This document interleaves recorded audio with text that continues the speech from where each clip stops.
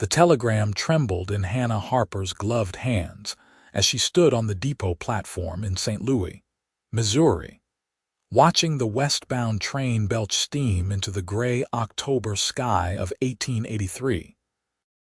She had written the truth in her correspondence with the rancher seeking a wife, though perhaps not the whole truth, and now her conscience gnawed at her as fiercely as the autumn wind bit through her traveling coat. "I am not younger than 40, she had penned carefully, choosing her words with the precision of someone who had spent too many years teaching grammar to uninterested children. It was accurate. She was 43, to be exact, though she had not volunteered that particular number. The responses to advertisements for mail-order brides typically sought women in their 20s or early 30s, capable of bearing many children and enduring the harsh demands of frontier life. Hannah had expected no reply at all, but Henry Zimmerman had written back within 2 weeks. "I stopped counting years ago," his letter had stated in rough, uneven script. "What matters is whether you can handle solitude, hard work, and a man who is better with horses than words. I have a ranch outside Colorado City, Colorado, 300 acres, no children. No wife these past 8 years since Martha died of fever. I need a partner, not a decoration. If you are willing, come in October." No mention of her age, no questions about her ability to bear children, no false poetry about love at first sight, just honest need meeting honest circumstance. Hannah boarded the train with a single trunk containing everything she owned after 30 years of living in a boarding house and teaching at Miss Pemberton's Academy for young ladies. The school had closed its doors forever in August, its benefactor having lost his fortune in bad investments. At 43, with no family and no prospects, Hannah had done what once would have been unthinkable. She had answered an advertisement in the matrimonial news. The journey westward took 5 days. Hannah watched the landscape transform through the window, the dense forests giving way to rolling plains, the cities and towns growing smaller and farther apart. She shared her compartment with a young couple heading to Denver, and an older gentleman who claimed to have made and lost 3 fortunes in silver mining. They made polite conversation, but Hannah spent most of her time reading and rereading Henry's 3 letters, trying to divine the character of the man from his spare, practical words. He was 48, he had written. He ran cattle and bred horses. He had built his ranch from nothing, starting as a cowhand at 16 and saving every penny for 20 years until he could buy his own land. His wife Martha had been his childhood sweetheart, and her death had nearly destroyed him. He had buried himself in work ever since, expanding his holdings, improving his stock, but the loneliness had finally grown too heavy to bear alone. "I am not a romantic man," he had admitted in his second letter. "I cannot promise passion or poetry. But I can promise respect, security, and honest partnership. If that is enough, then perhaps we can make something good together." It was more than Hannah had dared hope for. Romance was for the young, she had told herself firmly. At her age, she needed stability and purpose. She needed to be needed. And if there was a small, stubborn part of her heart that still yearned for something more, she pushed it down and ignored it. The train pulled into Colorado Springs on a Thursday afternoon. From there, Hannah had to take a smaller rail line south to Colorado City, a journey of only a few miles but which seemed to take forever as her anxiety mounted. What if Henry took one look at her and found her wanting? What if she had built him up in her imagination into something he was not? What if she could not adapt to ranch life after so many years in the city? Colorado City was smaller than she had expected. A collection of wooden buildings clustered along dusty streets, with the dramatic peaks of the Rocky Mountains rising to the west. The autumn air was thin and sharp, carrying the scent of pine and distant snow. Hannah stepped off the train with her trunk, looking around the platform uncertainly. She spotted him immediately. He stood apart from the small crowd. A tall man in worn denims and a dark coat, his hat pulled low against the afternoon sun. He was broader through the shoulders than she had imagined, his face weathered and lined, his dark hair shot through with gray. He did not move toward her, just watched her with an expression she could not read. Hannah took a breath and walked to him, her heart hammering. "Mr. Zimmerman," she asked, proud that her voice remained steady. He removed his hat, revealing eyes the color of storm clouds. He studied her face for a long moment, and Hannah felt heat rise in her cheeks. She knew what he was seeing. A tall, thin woman with more gray than brown in her hair, fine lines around her eyes and mouth, hands that showed the marks of age despite her gloves. She was not ugly, but she was undeniably past her youth. "Miss Harper," he said finally. His voice was deep and rough like gravel underfoot. "You made good time." "The trains ran on schedule," she replied. "I hope I have not kept you waiting long, just got here myself." He gestured to a wagon hitched to two sturdy horses. "Ranch is about an hour's ride. We can get your trunk loaded." He hefted her trunk as though it weighed nothing and secured it in the wagon bed. Then he offered his hand to help her up to the seat. His grip was calloused and strong, his touch brief and impersonal. Hannah settled her skirts and folded her hands in her lap, unsure what to say. Henry climbed up beside her and took the reins. They rode in silence through the town and out into open country. The road was rough, cutting through grassland dotted with scrub oak and juniper. The mountains loomed larger with every passing mile, their peaks already dusted with snow. The sky was impossibly blue and vast, making Hannah feel very small. "It is beautiful," she said finally, unable to bear the silence any longer. "Gets cold come winter," Henry replied. "Snow can pile up to the roof.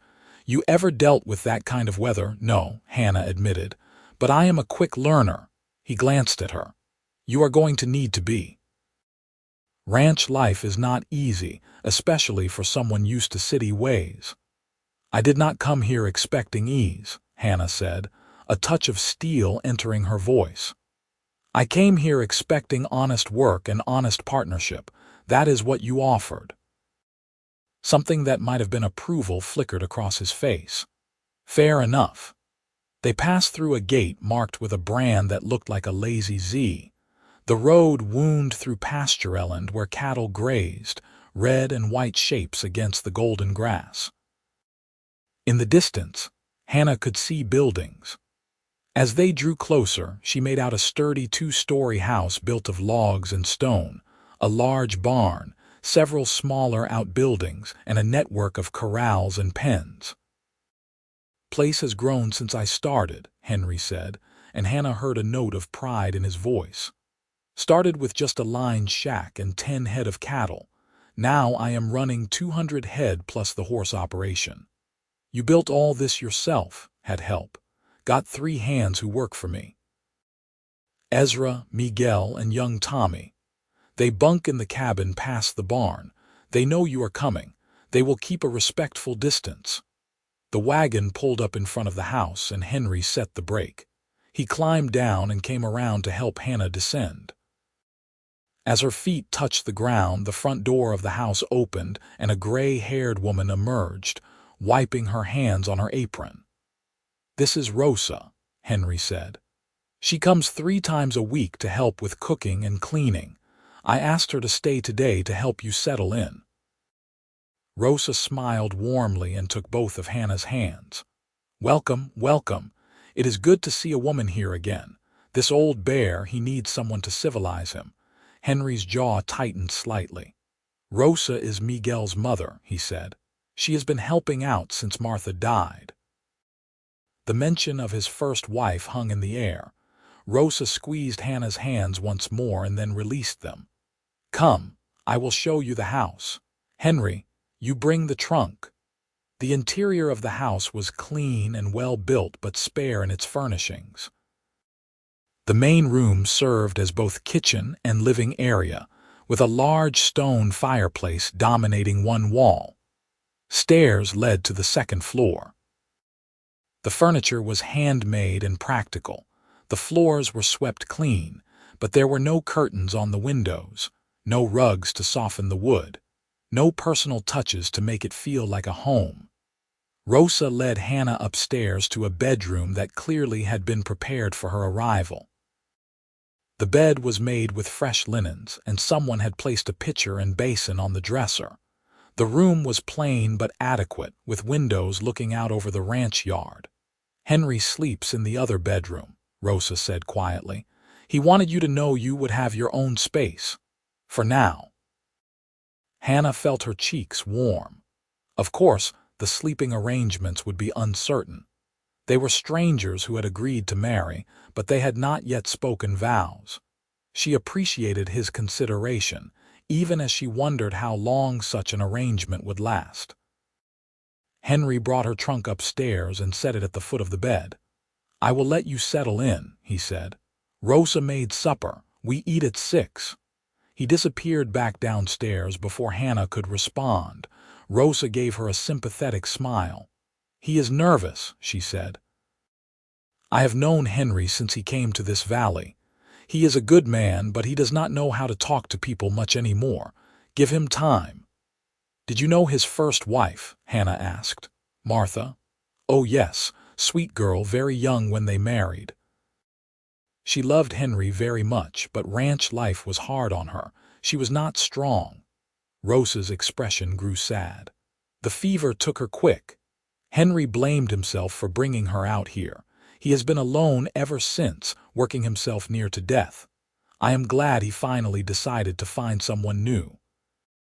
After Rosa left, Hannah unpacked her trunk, hanging her few dresses in the wardrobe and arranging her personal items on the dresser. Her books, her mother's cameo brooch, the framed daguerreotype of her parents. Small pieces of a life left behind. At 6 o'clock, she went downstairs to find Henry washing up at the kitchen pump. He had changed into a clean shirt. His hair was damp and combed back. The table was set with simple pottery dishes, and Rosa had left a pot of stew warming on the stove along with fresh bread. They sat across from each other and ate in awkward silence. The food was good, hearty, and well seasoned, but Hannah barely tasted it. She was too aware of Henry's presence, the way he ate methodically, his movements economical and precise. He was a stranger, this man she had agreed to marry. The reality of her situation was settling over her like a weight. "You did not ask about my age," she said suddenly, then wondered why she had spoken. Perhaps she needed to fill the silence. Henry looked up from his plate. "You wrote you were not younger than 40. Figured that meant you were somewhere in that range. Did not seem important to ask exactly." "I am 43, Hannah said, "in case you were wondering." "I am 48, Henry said, "though some days I feel older." He took a drink of water. "You got any questions you want to ask me?" "Anything that was not in the letters," Hannah considered. "Why did you wait 8 years to seek a new wife?" His jaw worked for a moment. "Did not think I deserved one. Martha died because I brought her out here. She was delicate, needed doctors and medicine we did not have. I thought if I just worked hard enough, made the ranch successful enough, I could make it up to her somehow. But you cannot make things up to the dead. Finally realized I was just making myself miserable for no good reason." The honesty in his words touched something in Hannah's chest. "I am sorry for your loss," she said quietly. "It was a long time ago." He met her eyes. "I am not looking to replace Martha. That would not be fair to you or to her memory. I am looking to move forward, build something new." "That is all I want as well," Hannah said. "A new beginning." They finished the meal in more comfortable silence. Afterward, Henry helped her clear the dishes, and they washed them together at the pump. His presence beside her felt strange but not unpleasant. He moved with the confidence of a man comfortable in his own space. "We should talk about the marriage," Henry said as he dried the last plate. "I spoke to Reverend Matthews in town. He can perform the ceremony Sunday after services if that suits you. Give you a few days to settle in first, make sure you want to go through with it. Are you having doubts?" Hannah asked, her stomach tightening. "No," he said immediately. "But I want to make sure you do not. You came a long way based on a few letters. If you take a look around and decide this is not what you want, I will pay your way back to St. Louis. No hard feelings." Hannah shook her head. "I have nothing to go back to, and I meant what I said in my letters. I want this partnership. I want to be useful again." Something in Henry's expression softened. "You do not have to earn your place here, Hannah. You agreed to come, and that is enough." It was the first time he had used her given name. The sound of it in his rough voice sent an unexpected flutter through her chest. She pushed the feeling aside. Romance was not part of their bargain. The next 3 days passed in a blur of adjustment. Hannah rose early, trying to match Henry's schedule. He was up before dawn to tend the animals, and he worked until well after dark. She watched him from the kitchen window, observing the way he moved among his stock with easy confidence, the way his hands gentled a nervous horse or checked a cow's health with practiced efficiency. Rosa came each morning to help Hannah learn the rhythms of the household. The cast iron stove was temperamental and required coaxing. Water had to be hauled from the well. Bread had to be started before dawn if it was to be ready for dinner. Everything took longer and required more physical effort than Hannah was accustomed to, but she was determined to master it all. "You are doing well," Rosa assured her. "Better than Martha did at first. That girl could not even light a fire for the first month." Hannah felt guilty for feeling pleased by the comparison. She did not want to compete with a dead woman, but she could not help wanting to prove herself capable. Henry was polite but distant. He answered her questions about the ranch, showed her where things were kept, but he did not linger or make conversation. Each night they ate dinner together in relative silence, and then he retreated to the barn or to his account books while Hannah read by the fire. She found herself watching him when he did not notice. The way his hair fell across his forehead when he leaned over his ledgers, the strength in his hands as he worked, the rare, slight smile that crossed his face when one of the horses did something that pleased him. He was not a handsome man by conventional standards. His features were too rough, too weathered. But there was something solid and real about him that appealed to her in ways she had not anticipated. On Saturday evening, Henry came in earlier than usual and found Hannah in the kitchen attempting to bake a pie with apples Rosa had brought from town. "Smells good," he said, hanging his hat by the door. "I hope it tastes as good as it smells," Hannah replied, wiping flour from her hands. "I have not baked a pie in years."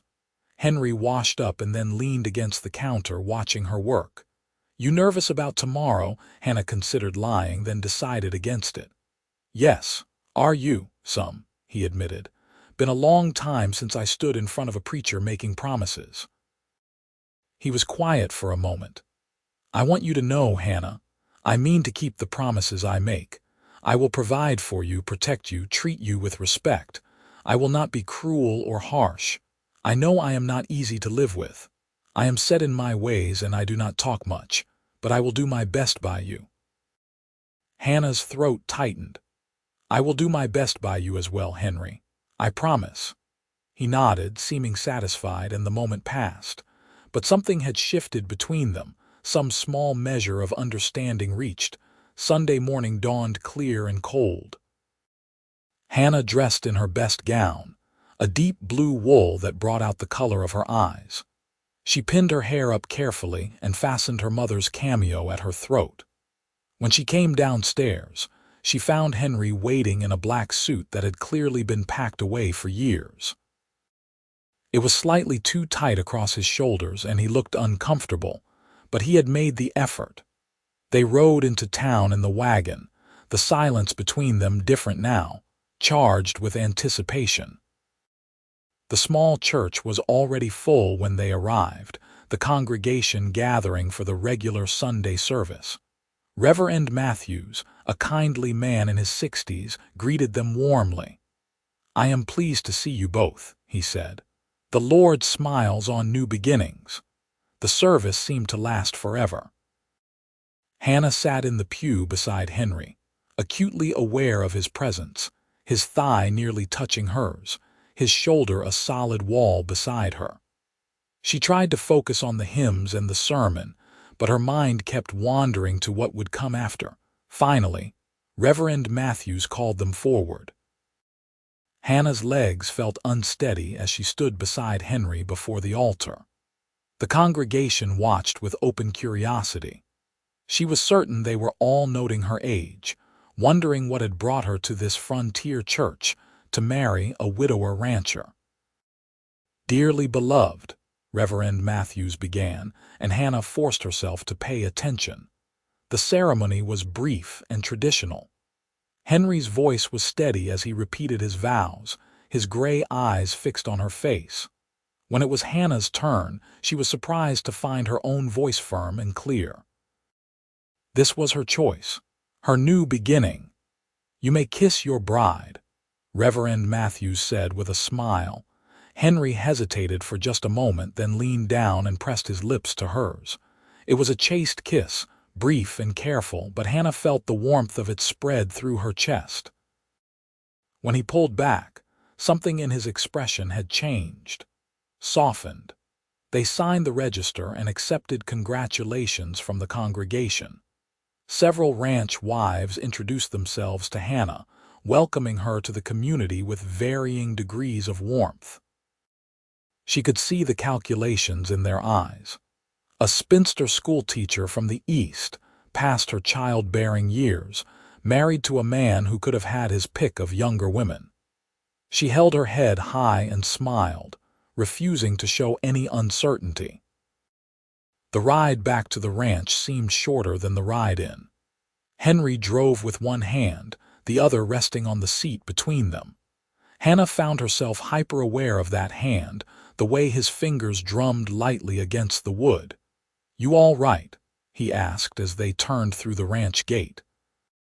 "Yes," Hannah said. "Just thinking that I am Hannah Zimmerman now, it sounds strange." "You can keep using Harper if you prefer," Henry offered. "No," Hannah said firmly. "I am your wife now. I will use your name." Something flickered in his eyes. "Pleasure, perhaps." "Welcome home, then, Hannah Zimmerman." Home. The word settled over her like a blanket. The ranch spread out before them, the mountains rising behind, the sky impossibly vast overhead. It was so different from everything she had known.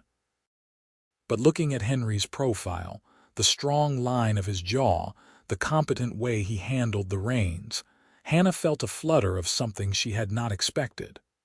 Hope. They had a quiet dinner that evening, just the two of them. Hannah had prepared a roast before they left for town, and it had cooked slowly all day, filling the house with savory smells. Henry ate with obvious appreciation, complimenting her cooking in his sparse way. After dinner, they sat together in the main room. Henry had built up the fire against the evening chill, and the flames cast dancing shadows on the walls. Hannah had brought her needlework down, trying to occupy her nervous hands, but she found herself unable to focus on the stitches. "Hannah," Henry said finally, setting aside the harness he had been mending, "I want to talk about sleeping arrangements." Heat flooded Hannah's face, but she made herself meet his eyes. "All right. I know we barely know each other," he said, his own discomfort evident. "And I do not want to rush you into anything you are not ready for, but we are married now, properly married, and I thought you should know that I would like to share a bed with my wife, not tonight necessarily, but soon, when you feel comfortable." Hannah's heart was hammering. She had known this conversation would come. had even thought about it herself in the privacy of her room. She was not an innocent. She understood the physical aspects of marriage, even if her knowledge was more theoretical than practical. And she had to admit, at least to herself, that the idea of sharing intimacy with Henry was not unwelcome. "I am 43 years old," she said quietly. "I cannot promise you children." "I am not asking for children," Henry said. "I am asking for a wife, a partner, someone to share my life with. If children come, that would be a blessing, but it is not a requirement." "Then yes," Hannah said, her voice barely above a whisper. "When we are both ready, I would like that too." Henry's expression transformed. The tension left his shoulders and he smiled, a real smile that reached his eyes and made him look years younger. "Thank you," he said simply. They sat together in companionable silence after that. The awkwardness eased. When the fire burned low, Henry banked it for the night. They went upstairs together, and at the landing Henry paused. "Good night, Hannah," he said. "Good night, Henry." He reached out and touched her hand briefly, a gesture so gentle it made her throat tighten. Then he went to his own room and Hannah went to hers. She lay in bed for a long time, listening to the unfamiliar sounds of the ranch at night. The wind in the eaves, the distant lowing of cattle, the creak of the house settling, and from the room next door the sound of Henry moving around preparing for sleep. She was married. She had a home. She had a husband who, while not demonstrative, seemed to be a good and decent man. It was more than she had dared hope for just a month ago, and that flutter in her chest, that hope, was growing into something more, something that felt dangerously like affection. The following weeks settled into a rhythm. Hannah threw herself into learning everything she could about running the ranch household. Rosa taught her how to preserve meat, how to manage the root cellar, how to make the supplies stretch through the long winter. Hannah discovered she had a knack for organization, bringing her schoolteacher's mind to bear on inventory and planning. Henry noticed.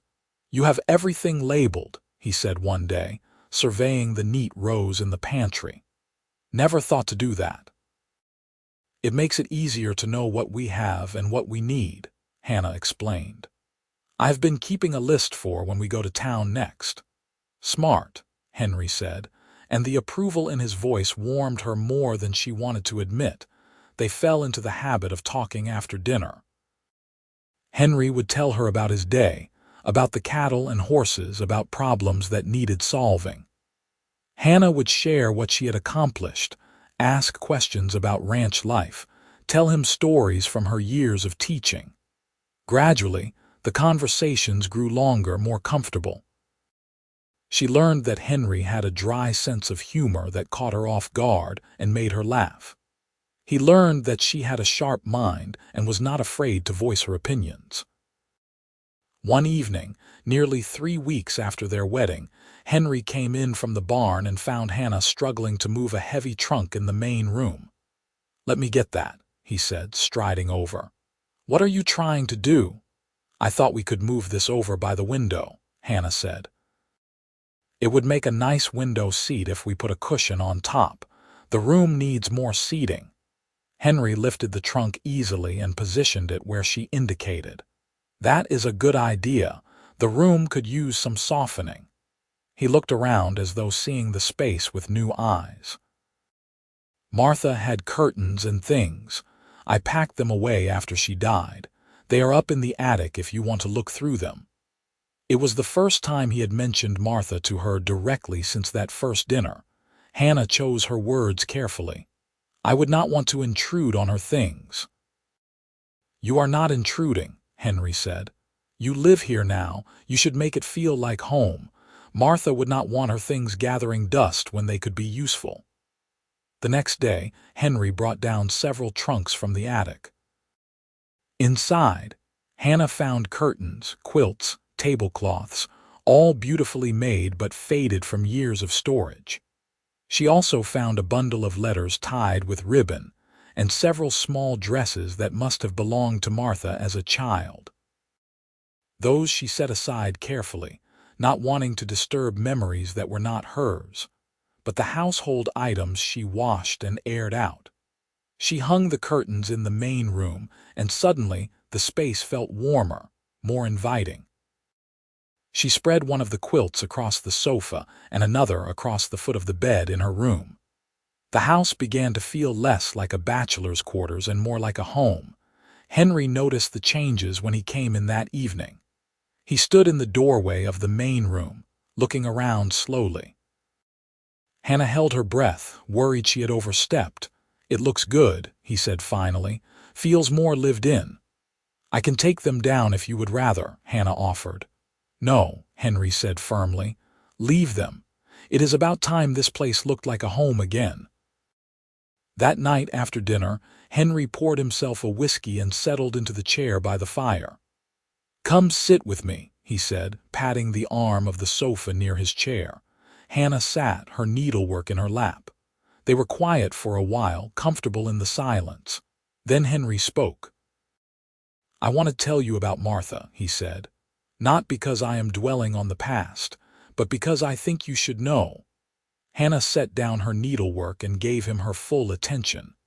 "We grew up together in Kansas," Henry began. "Farm country. Her father's land bordered my father's. We were sweethearts from the time we were 14. Everyone expected we would marry, and we did, soon as we were old enough. She was 18, I was 20. He took a sip of whiskey.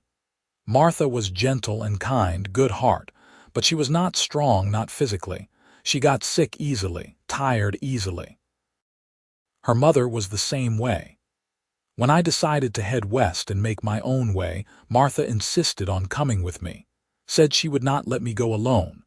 I should have left her with her family where she would have been safe and cared for, but I was young and selfish, and I wanted her with me."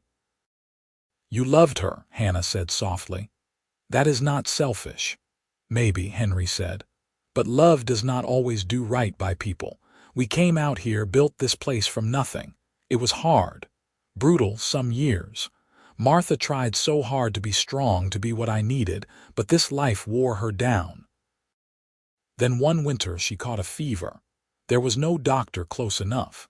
She died in 3 days, burning up while I sat beside her, helpless." His voice had gone rough with old pain. Hannah reached out and laid her hand over his. He turned his hand over and gripped hers tightly. "I blamed myself," he said. "Still do in some ways, but I am learning that I cannot change the past. All I can do is try to do better going forward." He looked at her. "I chose you because you are strong, Hannah. Strong in ways Martha was not. You know your own mind. You have lived on your own and taken care of yourself. I do not have to worry that this life will break you." "You chose me because I am old and tough," Hannah said, trying for humor to ease the weight of the moment. Henry's grip tightened. "I chose you because I could tell from your letters that you were someone I could respect and build a life with. The age thing, I do not care about that. I meant what I wrote. I stopped counting years ago. What matters is who you are, not how old you are." Hannah's eyes stung with unexpected tears. "Thank you for telling me about her," she said, "and for being honest about your feelings." "I want us to have honesty between us," Henry said. "No secrets, no pretending, just plain truth even when it is hard." "I want that too," Hannah agreed. They sat together in silence after that, hands still linked, watching the fire burn down to embers. It was the closest Hannah had felt to another person in years, maybe ever. When they finally rose to go to bed, Henry walked her to the stairs. At the foot of the steps, he turned to her. "Hannah," he said, his voice low, "would you mind if I kissed you good night? Properly, I mean, not like at the wedding." Hannah's breath caught. "I would not mind at all." Henry cupped her face in his calloused hands and lowered his mouth to hers. This kiss was nothing like the brief peck at the altar. It was slow and exploring, tender in a way that made Hannah's knees weak. She rested her hands on his chest, feeling the solid warmth of him, the steady beat of his heart under her palms. When he pulled back, His eyes were dark. "I've been wanting to do that," he admitted. "I am glad you did," Hannah whispered. He smiled and brushed his thumb across her cheek. "Sleep well, wife. Sleep well, husband." Hannah went to her room in a daze, her lips still tingling from his kiss. She undressed mechanically, her mind replaying the feel of his hands on her face, the surprising gentleness of his mouth. She climbed into bed and lay staring at the ceiling, knowing sleep would be a long time coming. 3 days later, a early snow came, unusual for November but not unheard of in the Colorado high country. Hannah woke to find the world transformed, everything blanketed in white. Henry was already up and out, tending to the animals in the bitter cold. She made coffee and started breakfast, then bundled up and carried a cup out to the barn where Henry was working. He looked up in surprise as she entered, stamping snow from her boots. "You should not be out in this," he said, but he accepted the coffee gratefully. "You should not be out in it alone," Hannah countered. "What can I do to help?" Henry looked at her for a long moment, then smiled. "You are something else, Hannah Zimmerman." Together they finished the morning chores, feeding the stock and making sure all the animals had shelter from the storm. By the time they returned to the house, Hannah was chilled to the bone despite her layers of clothing. Henry insisted she sit by the fire while he made her tea. "I am supposed to be taking care of you," Hannah protested. "Partnership, remember," Henry said. "Taking care of each other." The snow continued all day and into the night. By morning, there was nearly a foot on the ground. Henry looked worried as he surveyed the landscape. "Going to be a hard winter if it is starting this early," he said. "I need to get into town, make sure we have enough supplies laid in." "You want to come, or would you rather stay here where it is warm?" "I will come," Hannah said. "I should learn the route and get to know the merchants." The trip to town was slow going through the snow. The wagon wheels cut deep ruts and the horses labored, their breath steaming in the cold air. But Henry drove with steady confidence, and Hannah found herself relaxing, trusting his skill. In town, they went to the general store, a cavernous building crammed with goods of every description. The proprietor, a round man named Samuel Foster, greeted them warmly. "Mr. Zimmerman. And this must be your new bride." "Welcome, madam, welcome." Hannah shook his hand and then produced her carefully prepared list. Samuel's eyebrows rose as he read it over. "Very thorough," he said approvingly. "Nice to see someone who knows how to plan ahead.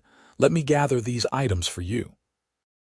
While Samuel filled their order, Henry introduced Hannah to several other townspeople who had come in seeking supplies before the storm worsened.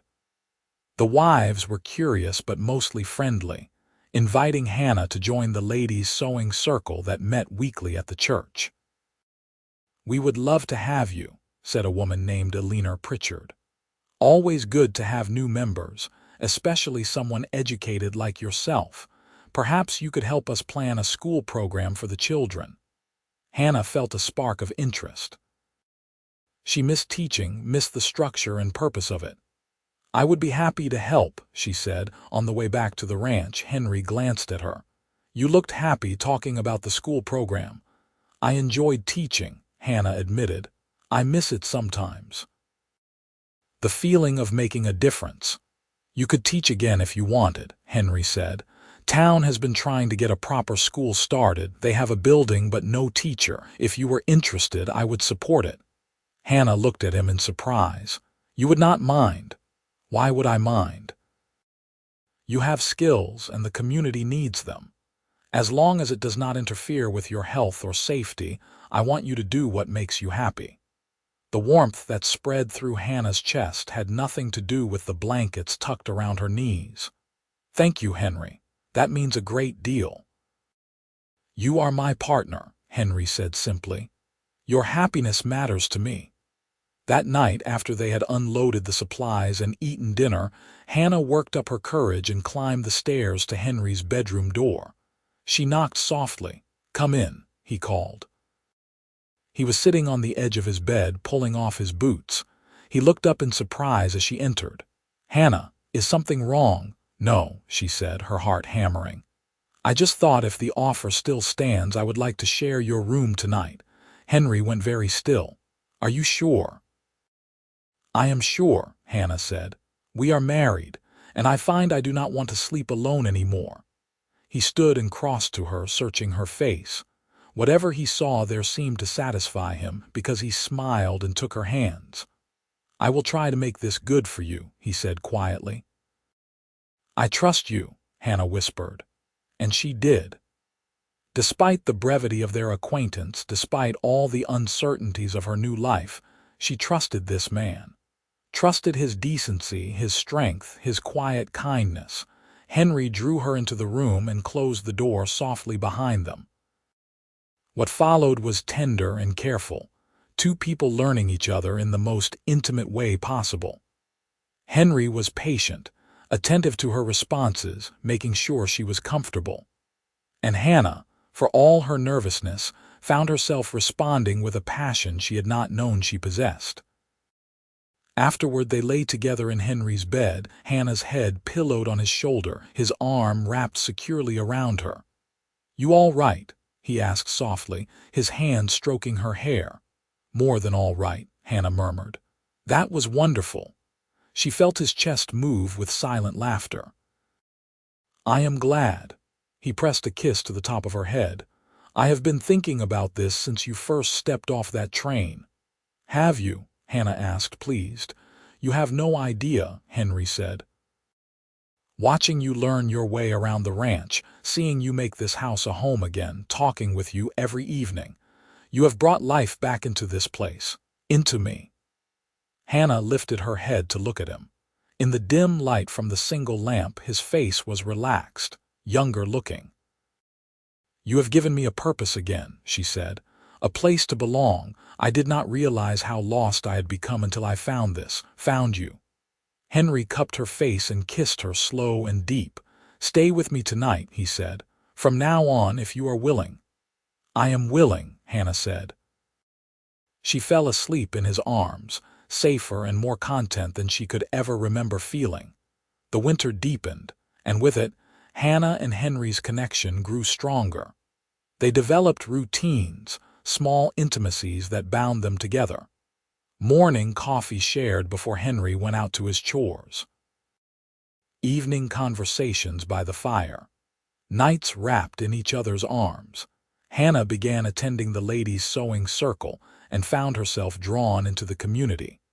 She helped plan lessons for the proposed school and started tutoring several children whose parents sought her out. The work was unpaid but satisfying, filling a need she had not realized still existed. Henry watched her bloom with quiet pride. He began consulting her on ranch decisions, valuing her input and organizational skills. Together they planned improvements for the spring, mapping out where to build a new corral, how to manage the breeding program for the horses. "You have a good head for this," Henry told her one evening as they pored over his account books. "Better than mine. These books are clearer than they have been in years." "I like bringing order to chaos," Hannah said. "It is satisfying." "You bring order to more than just account books," Henry said. He reached over and laced his fingers through hers. "You bring order to my whole life." Hannah looked at their joined hands, still marveling at how comfortable this had all become. How right. "I love you," she said suddenly, the words escaping before she could think better of them. Henry's hand tightened on hers. He looked at her with such intensity that her breath caught. "I love you too," he said. "Did not expect to. Thought this would be a practical arrangement, nothing more, but you have become everything to me, Hannah. Everything." She leaned across the table and kissed him, pouring all her feelings into the touch. When they broke apart, both were breathing hard. "Bed," Henry said roughly. "Now." They barely made it up the stairs. Christmas came, and with it, the first real test of their marriage. Henry had invited his 3 ranch hands to join them for Christmas dinner, a tradition he said Martha had started. Hannah was nervous about hosting, wanting to make a good impression. She spent days preparing, roasting a goose, baking pies and bread, setting the table with Martha's good china. Henry helped her decorate the house with pine boughs and holly, and together they strung popcorn and cranberries for the small tree he had cut. Ezra, Miguel, and Tommy arrived promptly at noon on Christmas Day, scrubbed clean and wearing their best clothes. They were shy at first, clearly uncertain how to behave around the new missus. But Hannah put them at ease with genuine warmth, asking about their families and interests. The dinner was a success. The food was plentiful and well prepared. The conversation flowed easily, and by the end of the meal, the men were laughing and telling stories. Henry sat at the head of the table, watching his wife charm his workers, and Hannah could see the pride and affection in his eyes. After the hands had left and they were cleaning up together, Henry pulled Hannah into his arms. "That was perfect," he said.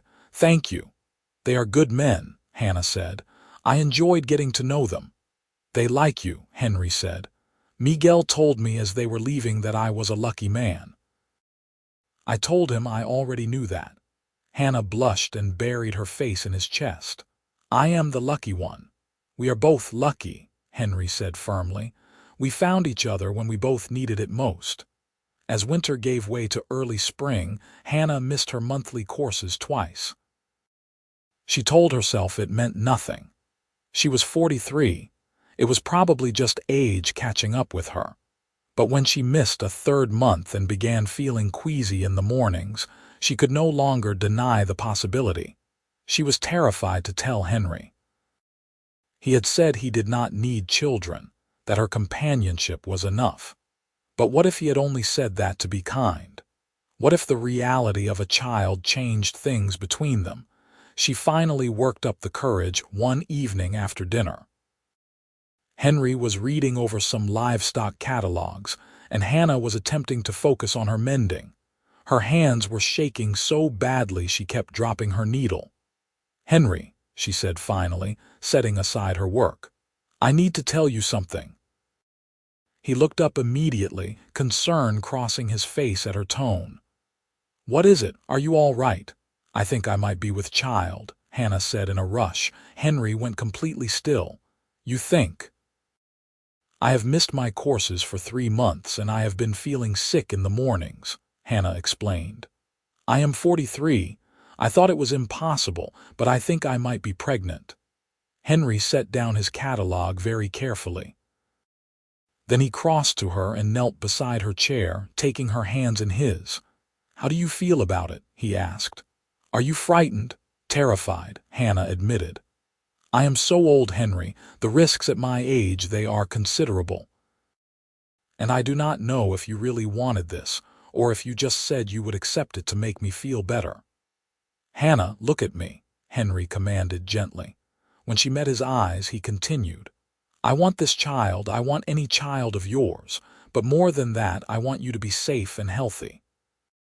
If this pregnancy is dangerous for you, we will deal with that together. Whatever happens, we face it as partners. You understand?" Hannah's eyes filled with tears. "I am so afraid," she whispered. "I know," Henry said, pulling her into his arms, "but you are the strongest woman I know. And I am going to be with you every step of the way. We will get through this together."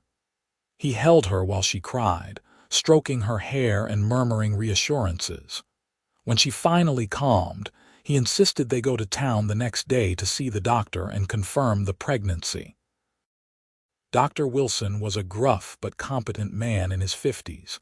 He examined Hannah thoroughly and confirmed what she already suspected.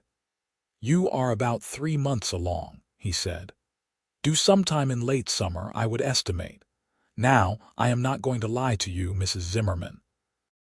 A first pregnancy at your age carries risks, but you seem healthy and strong. If you take care of yourself, rest when you need to, and follow my instructions, There is no reason you cannot carry this baby to term and deliver safely." Henry, who had been pacing the outer room, nearly collapsed with relief when Hannah emerged with the news. He insisted on driving home slowly, avoiding every rut and bump in the road. Hannah found his concern both touching and slightly amusing. "I am pregnant, not made of glass," she told him. "You are carrying my child," Henry said. "I am going to take every precaution." As her pregnancy progressed, Hannah found herself constantly amazed by Henry's attentiveness. He took over the heavier chores without being asked. He brought her tea when she was feeling queasy. He rubbed her feet when they swelled and held her when she was emotional. "I did not do enough for Martha," he confessed one night as they lay in bed, his hand resting on Hannah's growing belly. "I was working so hard to build the ranch that I did not see how much she was struggling. I will not make that mistake again." "You are doing everything right," Hannah assured him. "More than right, I feel treasured." "You are treasured," Henry said fiercely. "You and this baby both." The ranch wives rallied around Hannah as well, bringing her advice and hand-me-down baby clothes, helping her prepare the spare bedroom as a nursery. Eleanor Pritchard organized a quilting bee, and all the ladies contributed squares for a baby quilt. "You are one of us now," Eleanor told Hannah. "We take care of our own." Hannah, who had spent most of her adult life alone, was overwhelmed by the sense of community and belonging. She had not just gained a husband. She had gained a home, a purpose, a family. In late August, on a sweltering afternoon, Hannah's labor began. Henry, despite all his preparations and resolve, went nearly white with panic. Rosa, who had come to help with the delivery, took charge with brisk efficiency. "You go boil water and stay out of the way," she told Henry. "Let the women handle this." "I am not leaving her," Henry said stubbornly. Hannah, in between contractions, managed a weak smile. "Let him stay, Rosa. I want him here." The labor was long and difficult. Hannah was strong, but her body was not young, and it protested the demands being placed on it. Henry held her hand through every contraction, whispering encouragement, wiping her brow with a cool cloth. "You are doing so well," he kept saying. "So strong. I am so proud of you." Finally, as the sun was setting, Hannah gave one last tremendous push, and a baby's cry filled the room. Rosa wrapped the infant quickly and placed it in Hannah's arms. "A boy," she announced. "A big, healthy boy." Hannah looked down at her son, this miracle she had never expected to have, and burst into tears. He was red and wrinkled and perfect, with a shock of dark hair and tiny, flailing fists. "Henry," she whispered, "look at him." Henry was crying too, tears streaming down his weathered face as he stared at his son. "He is beautiful," he said hoarsely. "You are both beautiful." He leaned down and kissed Hannah's forehead, then gently touched the baby's cheek with one calloused finger. The infant turned toward the touch, mouth working.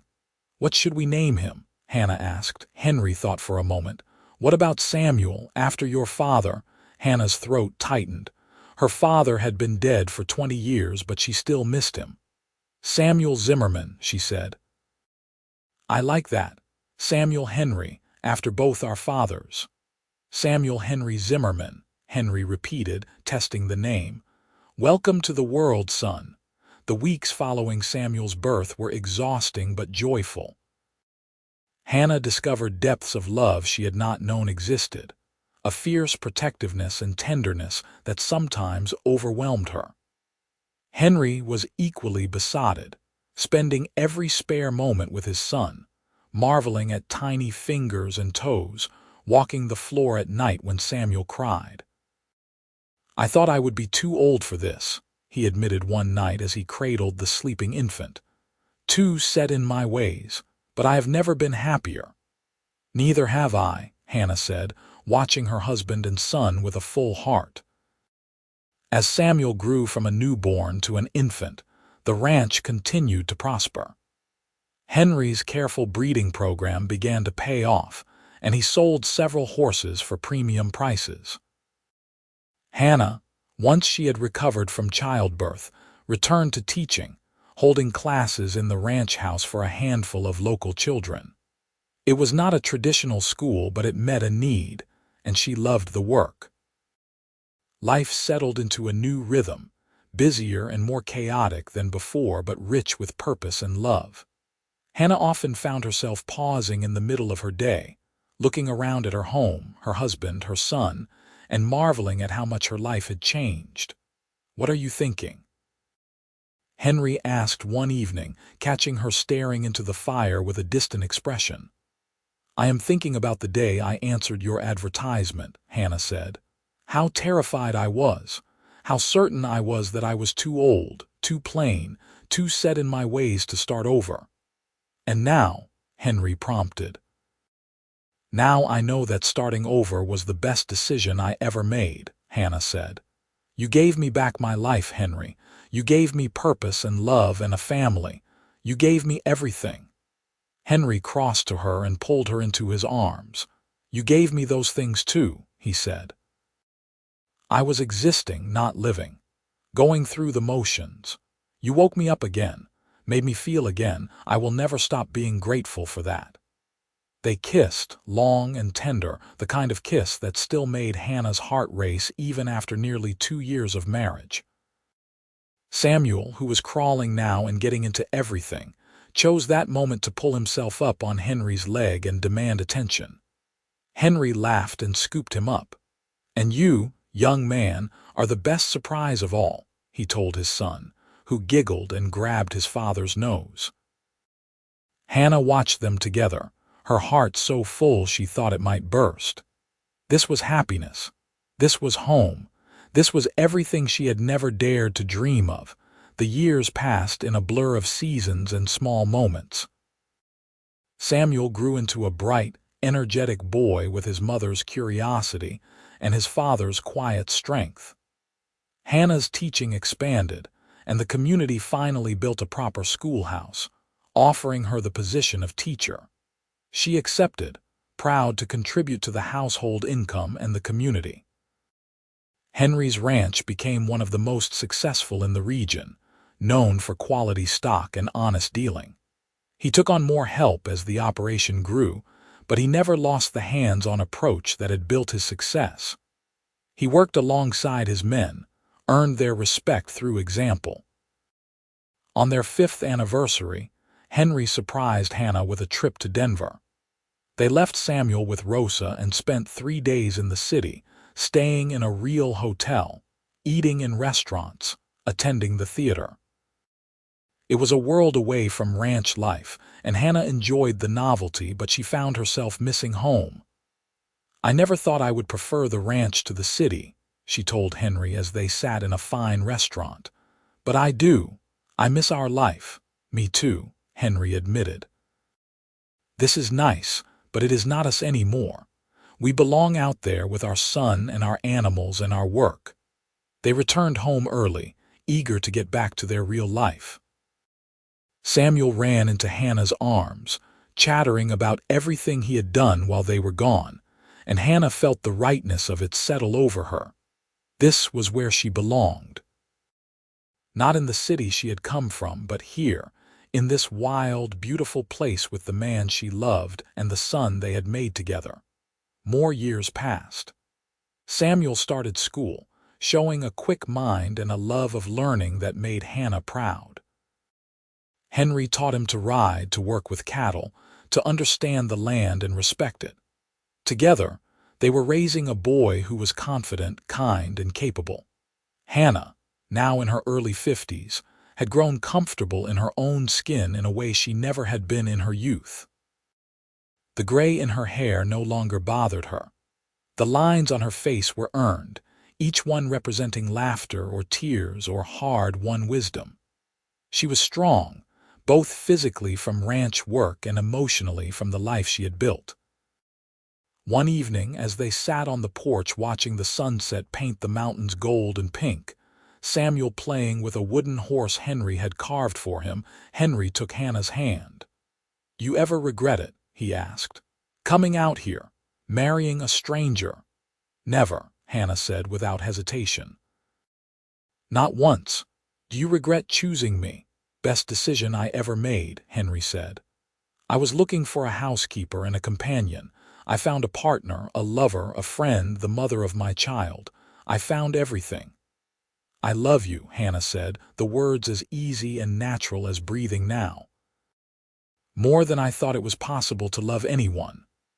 I love you too, Henry replied. He pulled her close, and they sat together watching the day end and the stars begin to appear. Samuel came running up the porch steps. Papa, Mama, can we have a story tonight? Of course, Hannah said, reaching out to ruffle his hair. What story do you want? The one about how you and Papa met, Samuel said.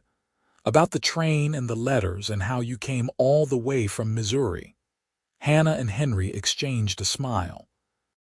Samuel never tired of hearing about their courtship, such as it was. Well, Hannah began. It started with an advertisement in a newspaper and a very frightened schoolteacher who thought she was too old for new adventures.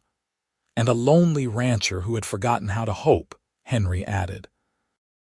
I wrote that I was not younger than 40, Hannah continued, because I thought honesty was important, even if it cost me an opportunity.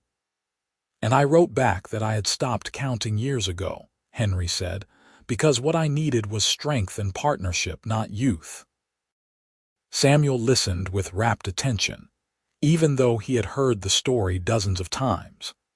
Hannah thought he liked the idea that his parents' love story was not conventional, that it was built on honesty and practical considerations that had somehow transformed into deep and abiding love.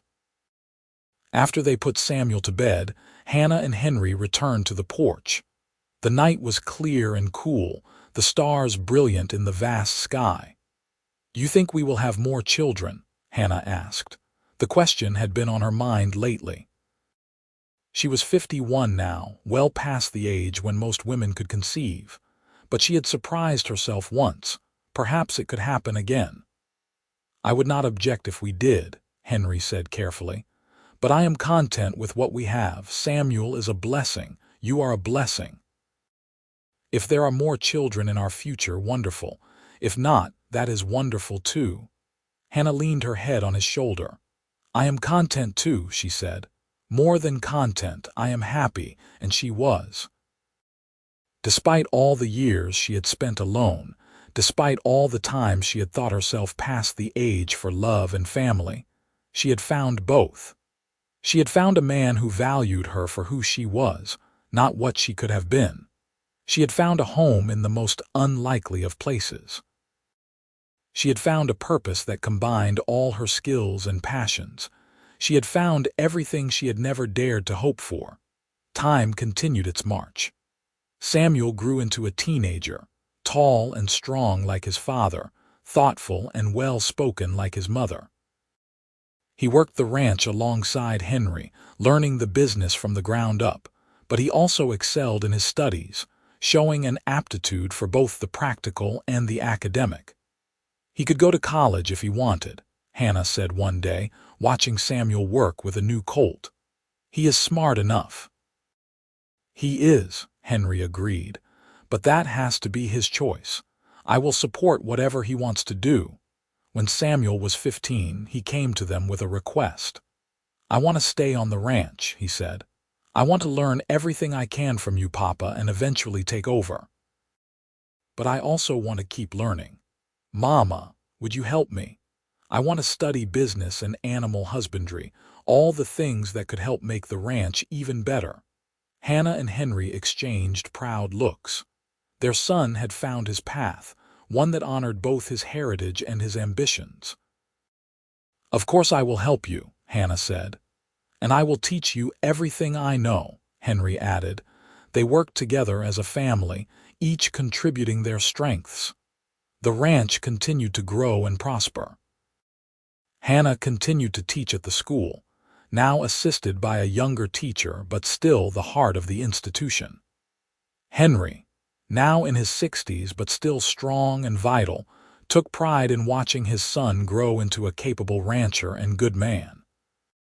On their 20th anniversary, Henry organized a celebration at the ranch. All their friends and neighbors came, along with Rosa and her family, the ranch hands past and present, and members of the community Hannah had taught over the years. Samuel, now 22 and every inch his father's son, stood to give a toast. "To my parents," he said, raising his glass, "who taught me that love is not about age or circumstance. It is about choosing each other every day and building something lasting together. You are the best example anyone could ask for." Hannah felt tears prick her eyes. She looked at Henry and found him watching her with the same love and devotion he had shown since their earliest days together. "What do you think?" he asked quietly as the party continued around them. 20 years. "Was it worth the risk?" "Every second," Hannah said. "Every single second." They danced together later that evening, moving slowly to the music the fiddler played. Hannah's hair was white now, Henry's face deeply lined. They were not young anymore. But as they held each other, swaying gently under the stars, Hannah felt the same flutter in her chest she had felt on her wedding day. "I stopped counting years ago," Henry murmured in her ear, echoing his words from so long ago. "So did I," Hannah replied. "All that matters is this, us. The life we built. The life we are still building," Henry corrected. "We are not done yet, and they were not. There were more years ahead, more challenges and joys, more moments of laughter and tears. There would be Samuel's wedding eventually and grandchildren to spoil. There would be changes to the ranch and the community. There would be loss and gain, sorrow and celebration. But through it all, there would be Hannah and Henry, partners in every sense of the word. Two people who had found each other late in life and built something beautiful from honesty, respect, and love that deepened with every passing year. As the party wound down and guests began to depart, Hannah stood on the porch of the house she had made a home, looking out over the ranch that represented so much hard work and hope. Henry came up behind her and wrapped his arms around her waist, pulling her back against his chest. "What are you thinking?" he asked, a question that had become familiar over their years together. "I am thinking about the girl I used to be," Hannah said. "The one who thought life was passing her by, the one who thought she was too old for new beginnings. I wish I could tell her that the best part of her life was still ahead, that taking a risk on a stranger's advertisement would lead to everything she ever wanted." "I am glad you took that risk," Henry said. "Glad you were brave enough to answer that letter." "I am glad you were honest enough to tell me you had stopped counting years," Hannah replied. "That you saw me for who I was, not what I could not be." They stood together in the darkness, listening to the familiar sounds of the ranch settling for the night, the horses in the corral, the cattle in the distant pastures, the wind in the pine trees, the creaking of the house they had filled with love. This was home. This was family. This was everything. And it had all started with a frightened woman on a train platform and a lonely man who had dared to hope one more time. Two people past their youth who had found that love had no expiration date, that partnership could bloom at any age, and that the best things in life were often worth waiting for. Hannah turned in Henry's arms and kissed him, pouring 2 decades of love and gratitude into the touch. When they broke apart, both were smiling. "Let us go to bed, husband," she said. "Anything you say, wife," Henry replied. They walked into their home together, hand in hand, closing the door on another perfect day in a life filled with them. Outside, the stars wheeled overhead, the mountains stood eternal, and the Colorado wind sang through the valley. And in the morning, they would wake up and do it all again, building their life together one day at a time, for as many years as they were given. Because they had learned the most important lesson of all: love was not about being young or perfect. It was about being willing to try, to risk, to trust, to build something new from honest foundations. It was about seeing the person in front of you, not the ideal you had imagined, and choosing them anyway. Choosing them every day. Hannah had answered an advertisement seeking a mail-order bride, admitting she was not younger than 40. Henry had responded that he had stopped counting years ago. And from that simple exchange, from that mutual willingness to see beyond age and circumstance, they had built a love story that would endure for the rest of their lives. Years continued to unfold like the pages of a well-loved book. Hannah reached her 60th birthday, and Henry marked it with a quiet celebration, just the three of them sharing her favorite meal. Samuel had grown into a man who made them both proud every day, running much of the ranch operation now, while Henry took a less active but still involved role.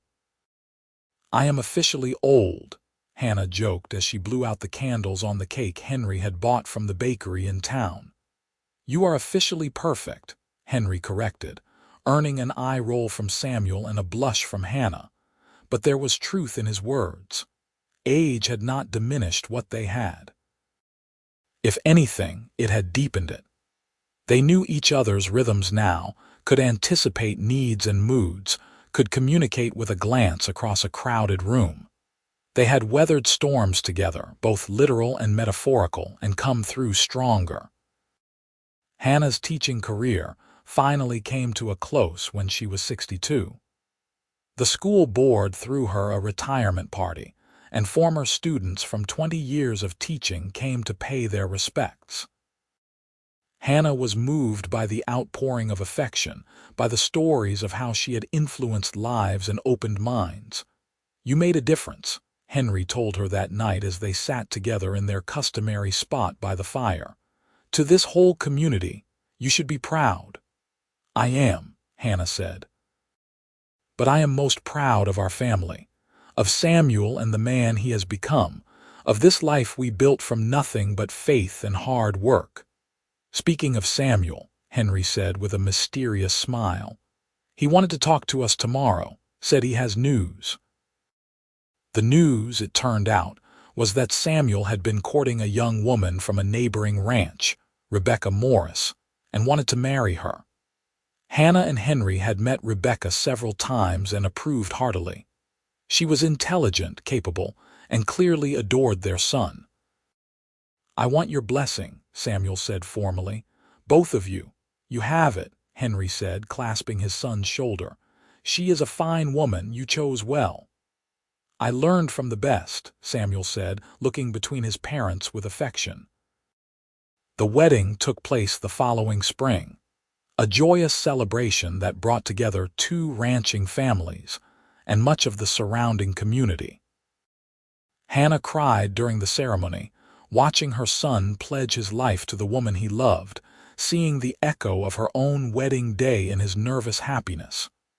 "We are getting old," she whispered to Henry as they watched the newlyweds dance. "We are getting lucky," Henry whispered back. "Look at what we made. Look at what we have." Hannah looked. She saw Samuel and Rebecca, young and in love and full of hope. She saw the ranch that had grown from Henry's dream into a family legacy. She saw neighbors and friends who had become like family. She saw a life rich with meaning and connection. "You are right," she said. "We are very lucky indeed." Rebecca proved to be everything they had hoped for in a daughter-in-law. She was kind to Hannah, respectful to Henry, and clearly devoted to Samuel. Within a year, she announced she was expecting a child, and Hannah found herself preparing to become a grandmother. "I never imagined this," she told Henry one night as she knitted tiny booties. "When I got on that train to come meet you, I thought I was settling for what I could get.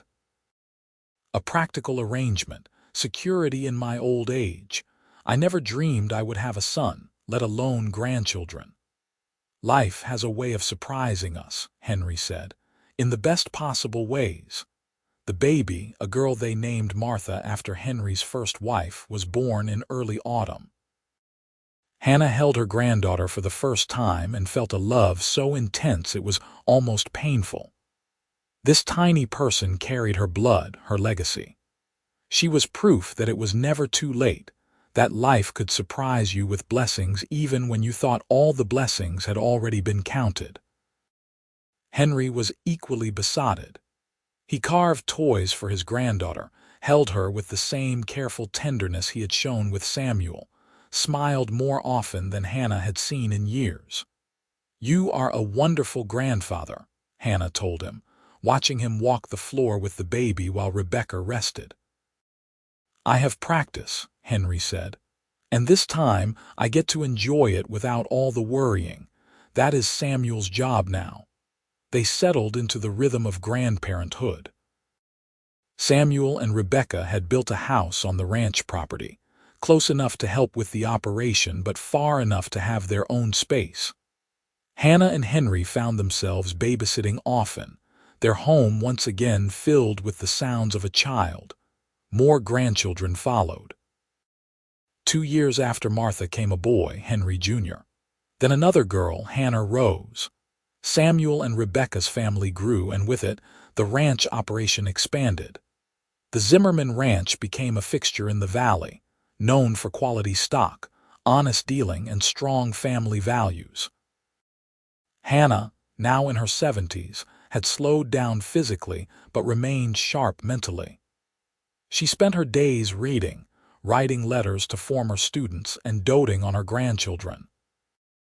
Henry, a few years older, had finally stepped back from the heavy ranch work but still kept his hand in, advising Samuel and working with the horses he loved.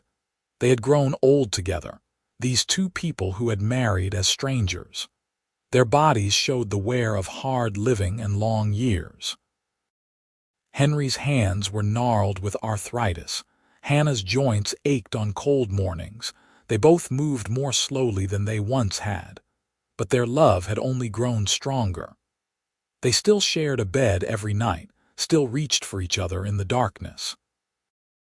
They still talked for hours, still laughed at shared jokes, still found comfort in each other's presence. One evening as they sat on the porch watching the sunset, a ritual they had performed thousands of times over their years together, Hannah took Henry's hand. "If you could go back," she said, "knowing everything that was going to happen, would you still place that advertisement?" Henry turned to look at her, his gray eyes still sharp despite his age. "In a heartbeat," he said. "You are the best thing that ever happened to me, Hannah Zimmerman. You and the life we built. I would do it all again exactly the same way." "So would I," Hannah said softly. "Every moment, every challenge, every joy, all of it." They sat in comfortable silence as the sun sank below the mountains, painting the sky in shades of orange and pink and purple. In the distance, they could hear Samuel calling to his children, the sounds of family and life continuing. "We did good," Henry said finally. "Did not we? We did better than good," Hannah replied. "We did extraordinary, and they had." Two people whose society would have written off as past their prime, too old for new beginnings, had proven that love knew no age limits. They had built a life, a family, a legacy that would endure long after they were gone. The years continued, gentler now but still precious. Hannah and Henry celebrated their 30th anniversary surrounded by family. Their 40th. They grew older together, facing the indignities and challenges of age as partners, supporting each other through illness and loss and the inevitable slowing down. Henry passed away peacefully in his sleep at the age of 86, Hannah beside him in the bed they had shared for over 4 decades. His last words were, "I love you," and Hannah held him as he slipped away, grateful beyond measure for the time they had been given. The grief was immense, but so was the gratitude. She had loved and been loved. She had mattered to someone. She had built something lasting, and while she mourned Henry's loss every day, she did not regret a single moment of their time together. Hannah lived another 5 years, long enough to see great-grandchildren born, long enough to know that the ranch would continue in capable hands for generations to come. She spent her final years surrounded by family, telling stories of the old days, passing on the wisdom of a life well lived. When she passed away at 90, the whole valley mourned. The church could not hold everyone who came to pay their respects. Former students, now middle-aged themselves, spoke of how she had changed their lives. Neighbors told stories of her kindness and strength. Samuel, now in his 60s, gave a eulogy that left not a dry eye in the building. "My mother taught me that it is never too late," he said. "Never too late to start over, to take a chance, to believe in love." She came to Colorado as a frightened woman who thought her life was over. She left us as someone who had lived more fully than most people dream of. She and my father built something extraordinary from the simplest of beginnings. Their love story was not conventional, but it was real and lasting and beautiful. And all of us here are evidence of the legacy they created. Hannah was buried beside Henry on a hillside overlooking the ranch they had built together. The headstone was simple. Hannah Zimmerman, beloved wife, mother, grandmother, she was never too old for new beginnings. And beside it, Henry Zimmerman, beloved husband, father, grandfather. He stopped counting years and started counting blessings. The ranch continued to prosper under Samuel's stewardship and eventually passed to his children and then to theirs. The story of how it all began, with a mail-order bride who admitted she was not younger than 40 and a cowboy who said he had stopped counting years ago, became family legend. Each generation told it to the next, a reminder that love could bloom at any age, that honesty and partnership were the foundation of lasting happiness, and that the best things in life were often worth waiting for. The mountains still stood eternal over the valley. The seasons still turned.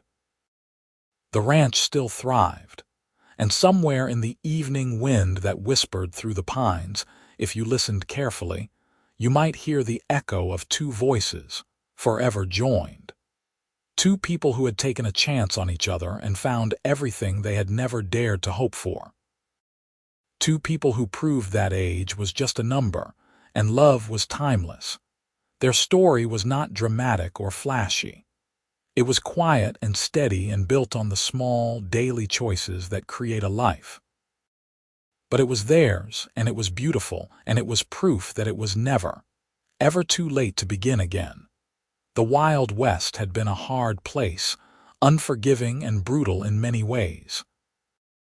But it had also been a place where people could reinvent themselves, where the past did not have to define the future, where courage and determination could carve out new destinies. Hannah and Henry had been products of their time and place, but they had also been something more. They had been two people who chose to see beyond the limitations society placed on them, who valued substance over surface, who built their love on the solid foundation of mutual respect and honest partnership. And in the end, was that not the greatest love story of all? Not the passionate whirlwind romance of youth, but the deep, abiding connection between two people who truly knew each other, accepted each other, and chose each other every single day for the rest of their lives. Hannah had written that she was not younger than 40. Henry had replied that he had stopped counting years ago. And from those simple truths, they had built a lifetime of love, a legacy that would endure long after they were gone, a story that proved, beyond any doubt, that it was never too late for a happy ending.